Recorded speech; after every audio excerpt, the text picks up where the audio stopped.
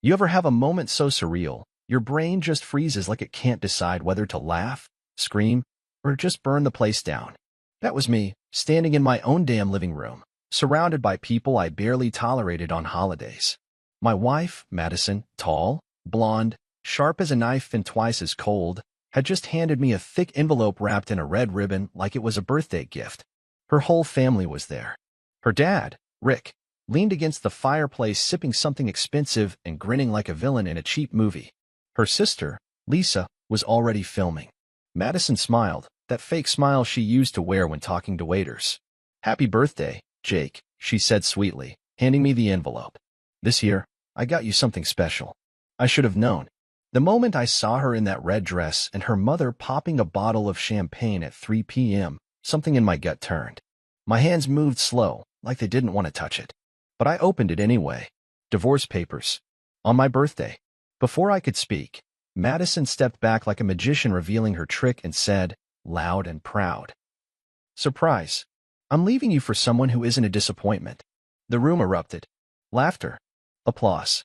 Her dad added the cherry on top with a voice soaked in bourbon and arrogance. "We never thought she'd actually marry someone so beneath her." And they clinked glasses. I stood there with the papers in my hand, surrounded by people toasting my humiliation. I looked down at the signature line. My name. A blank space waiting to be filled like my place in her life, disposable, replaceable. I could have flipped the table. I could have called her every name I've been biting down on for years. But instead, I smiled. Not a fake smile. Not a polite one. A real one. The kind that comes when the mask finally drops and you don't have to pretend anymore. I took a pen from the kitchen counter, calmly signed the papers, and handed them back like I was checking out of a hotel. "Happy now?" I asked. She blinked, caught off guard by how easy it was. "Jake, aren't you going to say something?" "Yeah," I said. "Thanks for finally making it this easy." Then I walked out. No yelling. No scenes. Just me, my keys, and the sharp click of the front door shutting behind me. That was 6 months ago. And today, she's sleeping in her car. Outside my house. Hair a mess, makeup smeared, looking nothing like the woman who laughed in my face. And my phone? 53 unread messages.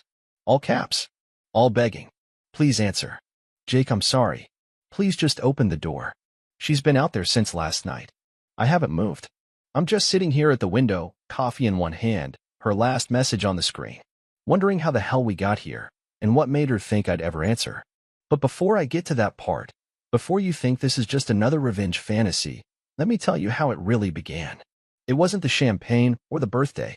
It started months before that, with little cracks no one else could see. The phone always on silent. The extra trips to hot yoga. The smell of cologne that wasn't mine on her jacket. I didn't want to believe it. You never do. But the lies, they rot the air around them. And Madison? She was fluent in lying. It rolled off her tongue smoother than her mascara. I caught the first message by accident. An Uber driver called her by the wrong name. "Melissa, your guy's waiting downstairs." She laughed it off. But I remembered. Then came the red underwear she never wore for me, tucked in her purse after a business dinner. And the worst part? She didn't even try to hide it well. Like she wanted me to find out. Like I was a dog she was daring to bark.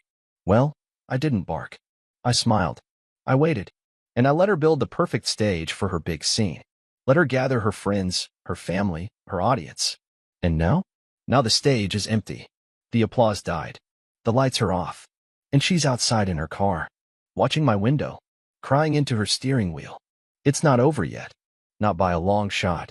Because what she doesn't know is that I already knew everything. And what you don't know is what I did about it. I didn't want to believe it. You never do at first. You brush it off, tell yourself you're just tired, paranoid, overthinking. But deep down, you always know. It started with that Uber driver. We were coming back from a fundraiser her company hosted, the kind of event where everyone's pretending to be richer and kinder than they really are. Madison was glowing that night. Not for me. That glow was reserved for something else. Or rather, someone. We stepped outside the hotel, and the black SUV pulled up. The driver leaned over and said with a grin, "Melissa, your guy's been waiting a while." Madison froze. Just for half a second. Most wouldn't have noticed, but I did. She laughed, light and fake. "Oh, no, that's not me. Wrong name." But the driver frowned. "No, that's what it says on the app. Melissa." You ordered it. Must be a glitch, she said, getting in anyway. I didn't say a word, but I remembered that name. Melissa. The next morning, while she was in the shower, I checked her phone. I knew the password. Of course I did, or at least I thought I did. Face ID denied. She'd changed it. That moment hit harder than the Uber driver's slip-up. She never changed her phone password. Ever. I stared at that locked screen for minutes, heart pounding like a war drum. I wanted to throw it against the wall, but what would that prove? That I knew? That I cared? Instead, I placed it back exactly where I found it and acted like nothing happened. Later that week, I found the red lace. She came home late. Said she stayed after yoga to cool down with her friend, Chloe. Said they talked about Madison's new vision board. She even showed me a picture of some travel plans taped to a corkboard like it proved she was where she said she was. She walked past me to the bedroom, dropped her purse on the bed. That's when I saw it, peeking out of the zipper. A flash of red. She never wore red underwear for me. Not since our second year of marriage. Said it felt too performative. Said she preferred comfort. Cotton. Neutrals. But there it was, red lace, delicate, clearly new, stuffed in a side pocket. I didn't touch it. Didn't say a word. She turned, smiled, and said, I'm gonna shower rough yoga tonight. I just nodded. Sure. I watched her walk away, then sat down and stared at the purse like it was some cursed artifact. That night, I lay in bed next to her and didn't sleep. Her breathing was calm. Mine was not. You know what it feels like to lie next to someone who's already left you? Like sharing a bed with a ghost who still steals your blankets. The next day, I called Chloe. We weren't close, Madison had made sure of that. But I kept it civil. Hey, Chloe, I said. Quick question. Maddie mentioned you guys hung out after yoga last night. Sounded like fun. A pause. Last night? Chloe's voice held confusion. Yeah. Said you two did some vision boarding or something. Chloe hesitated. Jake. I haven't seen her in a few weeks. I've been in San Diego visiting my mom. Boom. I thanked her, ended the call, and stared out the window. Madison walked in 10 minutes later, holding a matcha smoothie and scrolling her phone. I didn't even look at her. I didn't need to. Because now it was real. Everything clicked into place, the late nights, the emotional distance, the lies dressed up as daily routine. And suddenly, I wasn't hurt. I was calm, cold, calculating. She wanted to play a game? Fine. I'd play too. But I wouldn't shout, wouldn't accuse, wouldn't give her the fight she wanted. No. I'd smile, like always. And I'd wait. Because I had something better than suspicion now. I had truth. And the truth? The truth was, my wife wasn't just a liar. She was a performer. And she'd already written the ending to our story. She just didn't know I'd be rewriting it. The thing about lies, they leave fingerprints. Even when she thought she was covering her tracks, Madison left trails. She wasn't stupid, just arrogant. And arrogance makes people sloppy. I didn't need to be a tech genius to find it. One night, after she fell asleep on the couch with her laptop open, wine in hand, makeup still on, her phone buzzing on silent, I did what she never thought I'd do. I went snooping. Now, don't get me wrong, I wasn't that guy. I'd never checked her messages before. I wanted to believe in trust. I really did. But trust is a luxury, and I couldn't afford that illusion anymore. Her laptop was still logged in. I opened the browser. Recent tabs were boring. Pinterest, Sephora, an email about a charity gala next month. Then I noticed a folder on her desktop. It was named Work Docs, Do Not Touch. Too obvious. Too defensive. I opened it. Inside, nested 3 folders deep, was a file titled M. That's it. Just one letter. Not even a full name. My stomach dropped. I opened it, heart racing. Screenshots. Dozens of them. Chats from WhatsApp, Signal, and Instagram DMs. Conversations that read like the script of a cheap soap opera. But what struck me wasn't the filth, though there was plenty of it, masked in emojis and innuendo. No. What hit me were her words. He never listens. I feel like I'm dying in that house. He's so small-minded, you get me. He never did. I want to scream every time he touches me. That one stung. That one made my fingers go numb. She wasn't just cheating on me, she was rewriting our marriage to justify it. Turning me into a villain so she could play the role of the poor, misunderstood victim. Her lover's name? Mason. A personal trainer. 6 years younger. Sleeves full of tattoos, a jawline sharp enough to slice granite. I recognized him from her gym's Instagram stories. Always shirtless, always smirking like he knew something I didn't. Now I knew. She'd been sending him pictures. Some barely clothed, others with handwritten notes on her body. For M. Your girl. Mine? No. Not anymore. The messages painted a picture I hadn't wanted to see. Her leaving our house, pulling into parking lots under fake names, checking into hotels for an hour-long stretch session, then coming home and pretending to have back pain from too much squatting. I laughed. Quiet, bitter, and dry. She had been playing me like a fool, but I was done playing. I transferred the folder to a USB stick I kept in my office drawer. Then I closed the laptop and covered her with a blanket. She never stirred. The next morning, she kissed my cheek and told me she'd be working late. I just nodded and poured her coffee. I didn't flinch.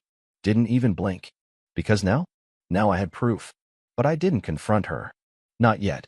I wasn't looking for an apology. I wasn't interested in closure. I wanted precision. I started planning. First, I called my lawyer, a friend from college, Lucas, and asked him to prepare paperwork, just in case. He didn't ask questions. He knew the tone in my voice meant something serious. Then I began moving money. Quietly. Cleanly. Slowly. I set up a new account in my name only. Transferred just enough to not raise suspicion, but enough to survive comfortably. I made copies of deeds, titles, insurance policies. I changed the password to my cloud storage. Took her off shared access. Day by day, I dismantled the life she thought was hers. Madison kept on smiling. Kept lying. One night, she even curled into bed beside me and whispered, "You've been really sweet lately." "Thanks," I replied. She kissed my shoulder. "It's like, the old Jake's coming back." I turned and smiled at her. "The old Jake," I said softly, "was just asleep." She giggled. "Well, I'm glad he's awake now." "Yeah, me too." Because I was wide awake. And the nightmare? It was hers now. You know what the hardest part was? Pretending. Pretending to laugh when she told me her new yoga instructor looked exactly like Chris Hemsworth. Pretending to be surprised when she said she couldn't make dinner because of a last-minute meeting. Pretending I hadn't seen the text she sent Mason calling me a boring loser with dead eyes. Dead eyes? Yeah, maybe. But I was done blinking. I wasn't going to scream. I wasn't going to beg. That's what she expected. She wanted a scene, something dramatic so she could point her manicured finger at me and say, "See? He's unstable. He's angry. He's the problem." So I smiled instead. That's what really scared her, I think. The silence. While she lived in her lie, I built an escape route. Every day I was home, I planted seeds for my exit. Quiet, small things. Boxed up items in the garage under the excuse of decluttering. Moved my personal files into a locked drawer at work. Talked to my accountant about investment strategies that just so happened to pull my assets away from our joint accounts. She never noticed. She was too busy rehearsing her next excuse. Too busy texting Mason selfies from our bathroom mirror, labeling them secret kisses. But I wasn't planning revenge just yet. No. I was preparing for her performance, the one I knew was coming. Because people like Madison don't just cheat. They make events out of betrayal. They crave attention more than affection. And I had this gut feeling that when she finally told me, it wouldn't be in private. She'd need an audience. I was right. 3 weeks before my birthday, I found an event invite in the kitchen drawer. Handwritten. Fancy cardstock. Jake's birthday brunch, hosted by Madison Walker. I stared at it for a solid minute, trying to figure out why my wife was throwing me a brunch party when she barely even looked me in the eyes anymore. Then I noticed the guest list. Her entire family. Her high school best friend. Her yoga friends. Her boss. But no one from my side. Not my brother, not my best friend, not even my goddamn assistant. This wasn't a celebration. It was a setup. I didn't know the how yet, but I could smell it in the air. Madison had a plan, and I was the punchline. So I made one too. Step 1. Act grateful. I kissed her forehead that night and said, "I can't believe you're planning something. That means a lot." She smiled like a cat that just ate a songbird. "Well, I figured it was time I reminded you how much I care." Sure. Step 2. Move the valuables. I had the safe cleared out by the end of that week. Jewelry? Gone. Family heirlooms? In a secure locker. My documents? Digitized and backed up twice. Step 3. Tell no one. Not yet. Not even Lucas, my lawyer, knew the full extent. I needed this clean. I needed it mine. And step 4? Wait. The night before my birthday, Madison came to bed in silk. Red silk. She hadn't worn lingerie in months. Maybe years. She slid under the covers like nothing was wrong, traced my chest with her fingers and said, "I feel like we're finally in a better place." "Do you?" I asked, looking her straight in the eye. She nodded. "Yeah, you've been amazing lately. Supportive. Quiet. Quiet." She really said that. I smiled and kissed her forehead. "Then I'm glad.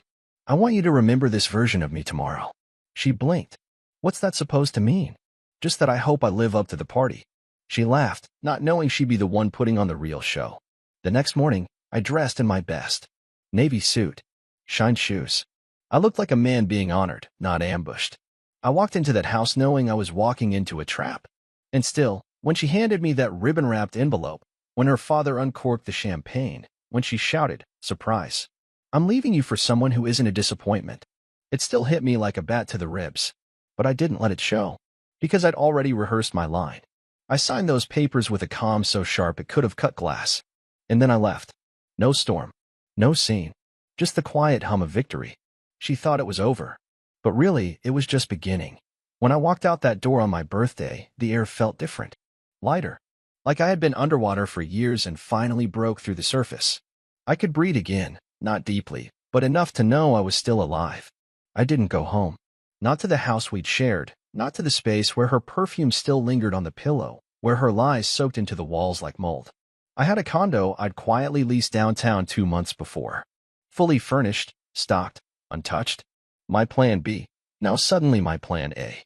The silence there was intoxicating. No heels clicking on tile. No fake laughter on speakerphone. No staged kisses on the cheek. Just peace. For a while, I didn't answer anyone. Not Madison. Not her mother, who texted me a smug, "Hope you grow from this."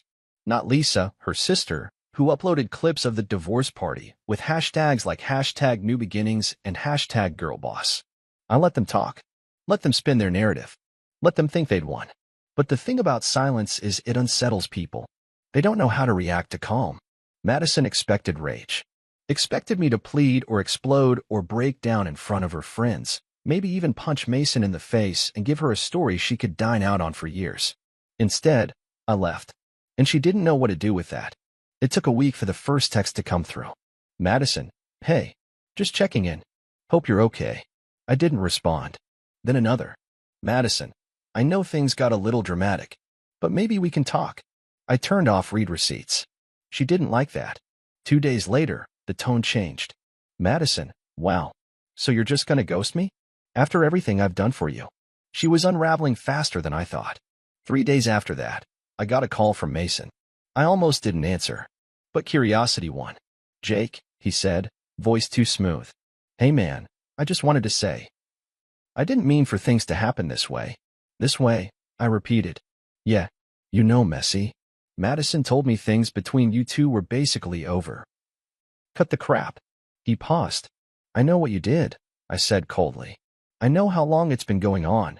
I know about the hotels, the fake yoga, the private folder on her laptop labeled M.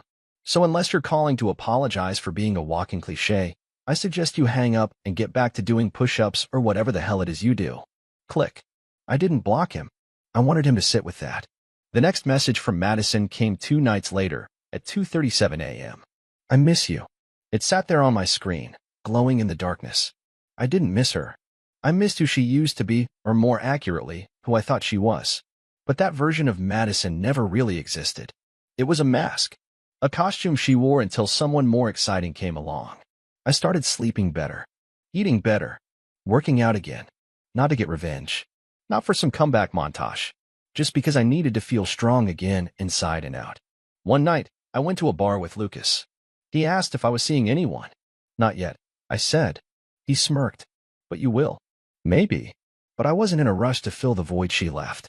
Because truth was, there wasn't a void. It was more like dead weight had been cut loose. Like I could move again. Think clearly. Feel something other than confusion and exhaustion. Then came the voicemail. "Jake. I don't know what to say anymore. I made a mistake. A big one. I thought Mason was what I needed, but he's not you. He's nothing. He doesn't understand me like you did. He doesn't even ask how my day was." Her voice cracked. "I miss our mornings. Your coffee. That stupid way you folded your socks." I deleted it. And for a while, things went quiet. Until the night I saw headlights through my window. It was 1:14 a.m. I peeked through the blinds, and there she was, sleeping in her car, outside my building. Makeup smudged, blanket wrapped around her like armor. Her phone screen flashing in the dark. More texts. Please answer. I'm sorry. Just talk to me. I didn't move. I sipped my drink and stared. Let her feel what I felt. Let her live in the silence she once celebrated. Because I was done chasing someone who made a show out of breaking me. Madison was still outside in her car the next morning. I watched her from the 7th floor window, dressed in the same coat from the night before, trying to rub the fog off the windshield with a napkin. She looked smaller. Not physically, but emotionally, like she had collapsed inward. Like she had finally met the weight of what she'd done, and it crushed her. But I didn't feel satisfaction. Not yet. See, forgiveness isn't about the other person. It's about you, about letting go of the grip they had on your sanity. And I wasn't ready to let go. Not after what she did. Not after how she made me the villain in her little fairy tale while screwing a guy who used the mirror more than the gym equipment. By noon, she was gone. No note. No message. Nothing. But the silence didn't last long. At 5:44 p.m., I got an email from her. Subject: please read. Jake. You have every right to ignore me. But I need to say this anyway. I was stupid. I thought I wanted adventure, passion, whatever you want to call it. I didn't realize how rare stability, safety, and loyalty are until they were gone. I miss us. Not just you, us. The way we used to laugh about dumb things. The comfort of not needing to talk and still knowing what the other was feeling. I know I broke something sacred, and I know you don't owe me a thing. But if you ever want to talk, I'll be here. Madison. I read it twice. She wrote it like she was journaling, not like she was addressing a person she dismantled in front of an audience with champagne and applause. There was a part of me, that old, tired, loyal part, that almost felt it. Almost wanted to say something back. But then I remembered her smirk the day she served me those divorce papers like they were a slice of birthday cake. And I remembered her dad's toast. We never thought she'd actually marry someone so beneath her. Yeah, some wounds don't bleed. They burn. And I wasn't done burning yet. That weekend, I saw Mason. I was out grabbing groceries at a local spot's small place, not one he'd normally visit. But there he was, standing in the protein bar aisle, holding his phone like it held the secret to life. He saw me before I saw him, and he panicked. Jake, he started. Hey. I held up my hand. Don't. Just don't. He took a step back. Look, I didn't know she was going to humiliate you like that. I thought you guys were already broken. I cut in. Yeah, that's what she told you, right? That I was checked out. Dull. Cold. He looked uncomfortable. Good. She needed you to be the hero, I said. And for that, I had to be the villain. So she gave you a story. And you believed it. Because it made it easier to unzip her dress. His jaw clenched. I stepped closer. Not threatening.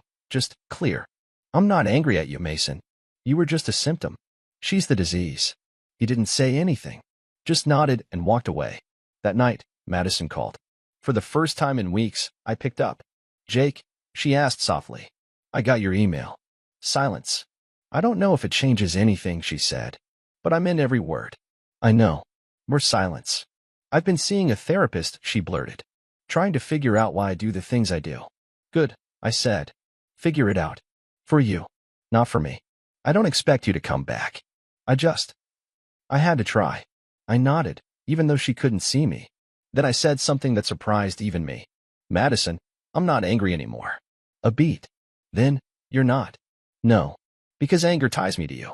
And I'm done being tied to people who celebrate my pain. I ended the call before she could say anything else. Not out of cruelty. Out of clarity. Because letting go isn't always dramatic. Sometimes it's just quiet. Deliberate. Real.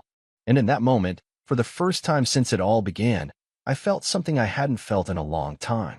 Free. The next time I saw Madison, it wasn't planned. It had been 3 months since that final phone call. I had moved on, truly. I wasn't seeing anyone seriously, but I was living again. I woke up with peace instead of dread. I slept without clenching my jaw. I laughed again, real laughter, not that performative chuckle I'd mastered during our marriage. And then, I saw her. It was at a networking gala for a nonprofit I'd been supporting, a clean-cut event, nothing too fancy. I was there with a colleague, Sarah. Sharp, kind eyes. She smiled when she spoke to people. She listened, something Madison used to fake. We were sipping wine when I heard that voice behind me. I knew it instantly. Not because I missed it, but because some voices are like sirens. Once they wreck you, your body never forgets. Jake, came the soft, hesitant call. I turned. There she was.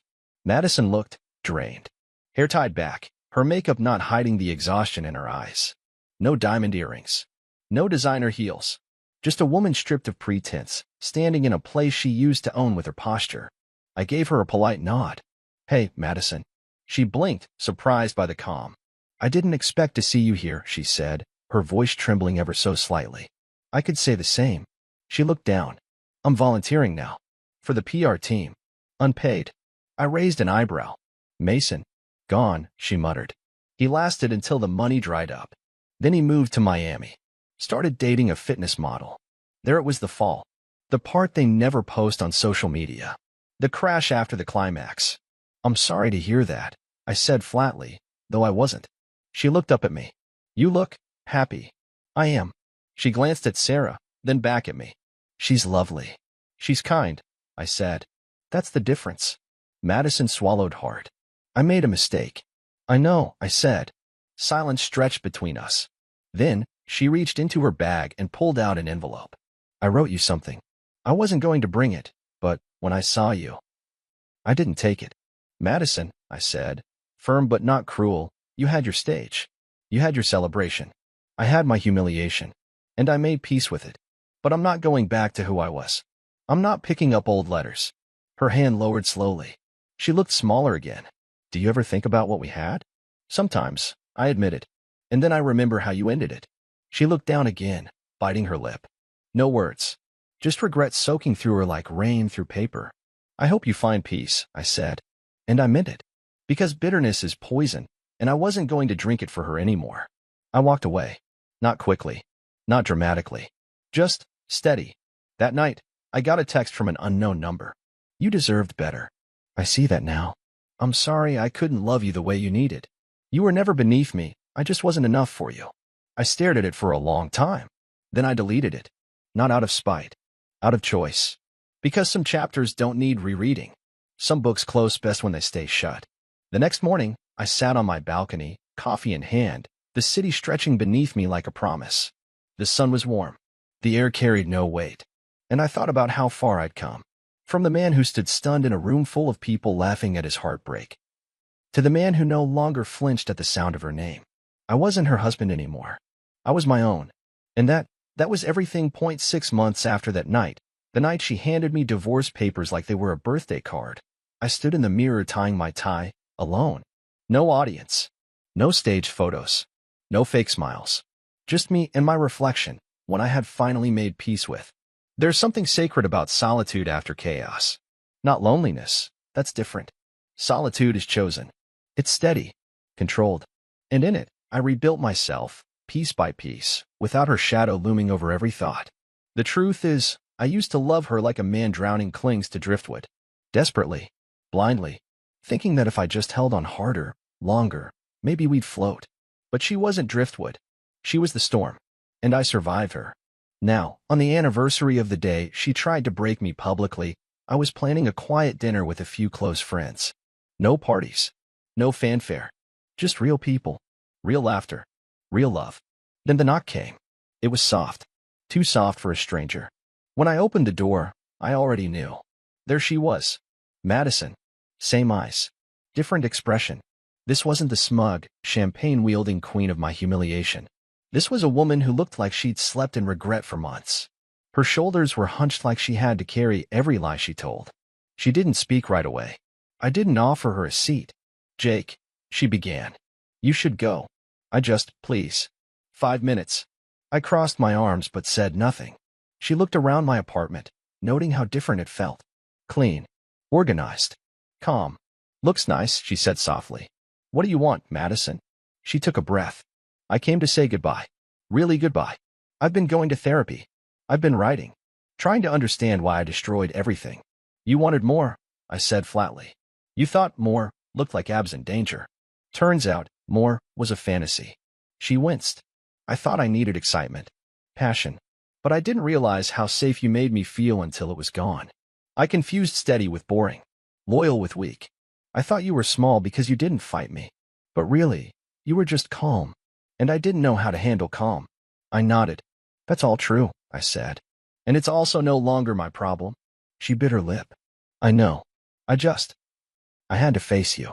One last time. To own what I did. No excuses. No manipulation. I let the silence sit. Then I asked, why now? She looked down. Because yesterday, I saw a couple in a coffee shop. The guy was helping the girl study. He brought her a muffin without asking what kind. She smiled like he'd just given her the world. And it hit me. You used to do that. I nodded slowly. Yeah, I did. She looked up, tears in her eyes but not falling. And I ruined it. Yes, I said. You did. There was no screaming. No dramatic music. Just truth laid bare between two people who once promised forever and barely made it past her 5. She reached into her coat and pulled out something. A small box. I was going to give this to you a year ago, she said. Back when things were still salvageable. Inside was a watch. My grandfather's. The one I thought I lost when we moved. I kept it. I don't even know why. I took it slowly. Turned it over in my hands. It's yours, she said. Always was. Thank you, I said quietly. She stood in the doorway a second longer, like she was hoping I'd change my mind. That I'd ask her to stay. That we could go back. But I didn't. Because healing doesn't mean reopening old wounds. It means leaving them closed. Scarred. Stronger. She nodded. And then she left. No tears. No begging. Just the sound of finality and the click of a door. I looked down at the watch. Worn. Scratched. Still ticking. Just like me. That night, I laughed harder than I had in years. Surrounded by people who saw me, not as a project, not as a placeholder, but as a whole person. When they asked what I wanted for my birthday, I simply said, exactly this. And as I raised my glass, I finally understood. Some people are lessons. Others are blessings. Madison? She was both.